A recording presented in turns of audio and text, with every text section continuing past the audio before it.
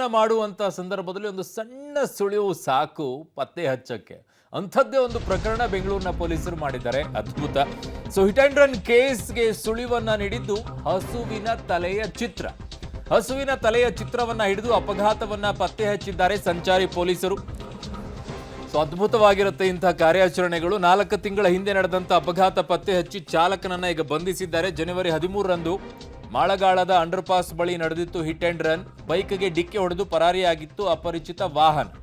So bike ಸವಾರ ಟೀಕರಾಜ್ ಭಟ್ಗೆ ಗಾಯವಾಗಿತ್ತು.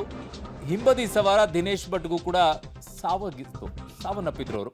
So ಚಾಲಕ ಸುನಿಲ್ನನ್ನ ಈಗ ಬಂಧಿಸಿ ವಾಹನವನ್ನ ಮುಟ್ಟುಗೋಲು ಹಾಕೊಂಡಿದ್ದಾರೆ. ನೋಡ್ತಾ ಇದ್ದೀರಾ, ಅದರ ಮೇಲೆ ಇರುವಂತ ಒಂದು ಚಿತ್ರದ ಆಧಾರದ ಮೇಲೆ, ಅದು ಹಸುವಿನ ತಲೆಯ ಚಿತ್ರ ಏನಿತ್ತು ಅದರ ಆಧಾರದ ಮೇಲೆ ಈಗ ಚಾಲಕ ಸುನಿಲ್ನನ್ನ ಈಗ ಬಂಧಿಸಿದ್ದಾರೆ. ವಾಹನವನ್ನ ಮುಟ್ಟುಗೋಲು ಹಾಕೊಂಡಿದ್ದಾರೆ. ಫ್ಲೈಓವರ್ ಬ್ರಿಡ್ಜನ್ನ 20 ಅಡಿ ಬ್ರಿಡ್ಜ್ ಜಿಗದು ಕೆಳಗಡೆ ಬೀಳ್ತಾನೆ. ಅವನಿಗೂ ಕೂಡ ಸಣ್ಣ ಪುಟ್ಟ ಗಾಯಗಳಾಗ್ತೈತಿ. ಅವನಿಗೂ ಆಸ್ಪತ್ರೆಗೆ ಸೇರಿಸ್ತಾರೆ ನಮ್ಮ ಪೊಲೀಸರು. ನಂತರ ಈ ಒಂದು ಅಪರಿಚಿತ ವೆಹಿಕಲ್ ಏನು ದಿನೇಶನ್ ಮೇಲೆ ಹಾದು ಹೋಗಿದೆಯಲ್ಲ, ಇದನ್ನು ಪತ್ತೆ ಹಚ್ಚಲಿಕ್ಕೆ ಯಾವುದು ಕುರುಹುಗಳೇ ಇರಲ್ಲ. ಅಲ್ಲಿ ಯಾರು ಪ್ರತ್ಯಕ್ಷ ಸಾಕ್ಷಿಗಳನ್ನು ಕೂಡ ನಮಗೆ ಇರಲ್ಲ. ಹೀಗಾಗಿ ನಾವು CCTV ಮೊರೆ ಹೋಗಬೇಕಾಗತ್ತೆ. ಅಲ್ಲಿ ಫ್ಲೈಓವರ್ಗೆ ರಿಂಗ್ ರೋಡಿಗೆ ಬರುವಂಥ ಎಲ್ಲ CCTVಗಳನ್ನು ವೆರಿಫೈ ಮಾಡಿದಾಗ ಆವಾಗ ನಮಗೆ ಈ ಬೈಕ್ ಸ್ಕೂಟರ್ ಹೋಗೋದು ಒಂದು CCTVಯಲ್ಲಿ ಕಂಡು ಬರುತ್ತೆ. ಅದರ ನಂತರ ನನ್ನ ಸಹೋದ್ಯೋಗಿ ಈಗ ಕ್ರೈಮ್ ಬ್ಯೂರೋಯಿಂದ ನರಸಿಂಹಮೂರ್ತಿ ನನ್ನ ಸಂಪರ್ಕಕ್ಕೆ ಸಿಗ್ತಾ ಇದ್ದಾರೆ. ನರಸಿಂಹಮೂರ್ತಿ, ತುಂಬಾ ರೋಚಕವಾಗಿರುತ್ತೆ ಈ ರೀತಿಯಾದಂಥ ಪ್ರಕರಣಗಳನ್ನು ಪತ್ತೆ ಹಚ್ಚುವಂಥ ಕೆಲಸ. ಅಷ್ಟೇ ಕಷ್ಟ ಸಾಧ್ಯವೂ ಕೂಡ. ಹೇಗಿತ್ತು ಈ ಪ್ರಕರಣವನ್ನ ಪೊಲೀಸರು ಬೆನ್ನು ಹತ್ತಿದಾಗ? ಆರಂಭದಲ್ಲಿ ಸಿಕ್ಕಂತ ಸುಳಿವುಗಳು ಏನೆಲ್ಲ ಇತ್ತು? ಯಾವ ಕಡೆಗೆ ಕರ್ಕೊಂಡು ಹೋಯಿತು ಸುಳಿವುಗಳು?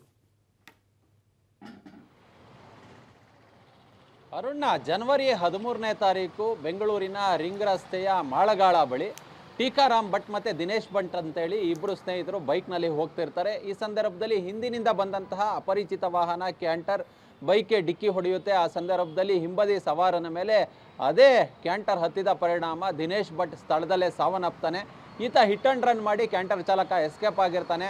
ತನ್ನ ಸ್ನೇಹಿತನಿಗೆ ಈಗ ಆಗೋಯ್ತಲ್ಲ ಅಂತೇಳಿ ಬೈಕನ್ನು ಚಲಾಯಿಸಿದಂತಹ ಟೀಕಾರಾಮ್ ಭಟ್ ಏನು ಮಾಡ್ತಾನೆ, ಆತ ಫ್ಲೈಓವರಿಂದ ಸರ್ವಿಸ್ ರಸ್ತೆಗೆ ಜಂಪ್ ಮಾಡ್ತಾನೆ, ಅಂದರೆ ಕೆಳಗೆ ನೆಗಿತಾನೆ. ತಾನು ಆತ್ಮಹತ್ಯೆಯನ್ನು ಮಾಡ್ಕೊಳ್ಬೇಕು ಅನ್ನೋ ಉದ್ದೇಶದಿಂದ ಆತನಿಗೆ ಕೂಡ ಗಂಭೀರ ಪ್ರಮಾಣದ ಗಾಯಗಳಾಗಿ ಆಸ್ಪತ್ರೆಗೆ ದಾಖಲು ಮಾಡಲಾಗಿರುತ್ತೆ.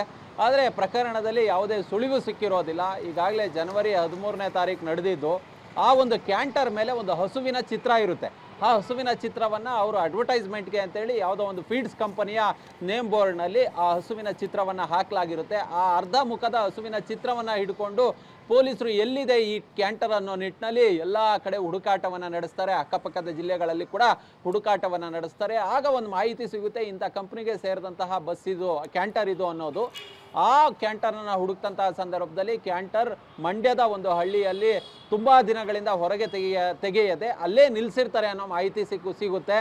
ಆಗ ಆ ಕ್ಯಾಂಟರನ್ನು ಪತ್ತೆ ಮಾಡಿ, ಇದ್ದಂತಹ ಸ್ಥಳವನ್ನು ಪತ್ತೆ ಮಾಡಿ ಆ ಕ್ಯಾಂಟರ್ ಹತ್ರಕ್ಕೆ ಹೋಗಿ ಆ ಕ್ಯಾಂಟರ್ನ ಲುಮಿನಾರ್ ಟೆಸ್ಟ್ಗೆ ಒಳಪಡಿಸ್ತಾರೆ. ಅಂದರೆ ಈ ಸತ್ತಂತಹ ವ್ಯಕ್ತಿಯ ರಕ್ತ ಏನಿದೆ ಮತ್ತು ಆ ಚಕ್ರಕ್ಕೆ ಅಂಟಿದ್ದಂತಹ ರಕ್ತ ಏನಿದೆ ಅದು ಮ್ಯಾಚ್ ಆಗುತ್ತೆ. ಮತ್ತು ಆ ಒಂದು ಚಕ್ರದಲ್ಲಿ ಸಣ್ಣ ಸಣ್ಣ ಮಾಂಸದ ತುಣುಕುಗಳು ಇನ್ನೂ ಕೂಡ ಹಾಗೇ ಇರುತ್ತೆ.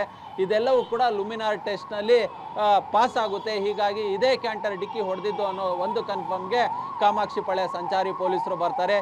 ಇದೀಗ ಅದರ ಆಧಾರದ ಮೇಲೆ ಆ ಕ್ಯಾಂಟರ್ ಚಾಲಕ ಸತೀಶ್ನನ್ನ ಇದೀಗ ಪೊಲೀಸರು ಅರೆಸ್ಟ್ ಮಾಡುವ ಕೆಲಸವನ್ನ ಮಾಡಿದ್ದಾರೆ. ಇದೀಗ ಸುನೀಲ್ನನ್ನ ಅರೆಸ್ಟ್ ಮಾಡಿ ಜೈಲಿಗೆ ಕಳಿಸೋ ಕೆಲಸವನ್ನ ಮಾಡಿದ್ದಾರೆ. ಒಟ್ಟಾರೆಯಾಗಿ 4 ತಿಂಗಳ ಬಳಿಕ ಲುಮಿನಾರ್ ಟೆಸ್ಟ್ಗೆ ಒಳಪಡಿಸಿ ಅಕ್ಕಪಕ್ಕದ CCTVಗಳನ್ನು ಚೆಕ್ ಮಾಡಿ ಒಂದು ಅದ್ಭುತ ಕೇಸನ್ನ ಕಾಮಾಕ್ಷಿ ಪಾಳ್ಯ ಸಂಚಾರಿ ಪೊಲೀಸರು ಪತ್ತೆ ಮಾಡಿರೋದು. ಅರುಣ್. ಓಕೆ ನರಸಿಂಹಮೂರ್ತಿ, ನಿಮ್ಮೆಲ್ಲ ಮಾಹಿತಿಗೆ ಧನ್ಯವಾದಗಳು.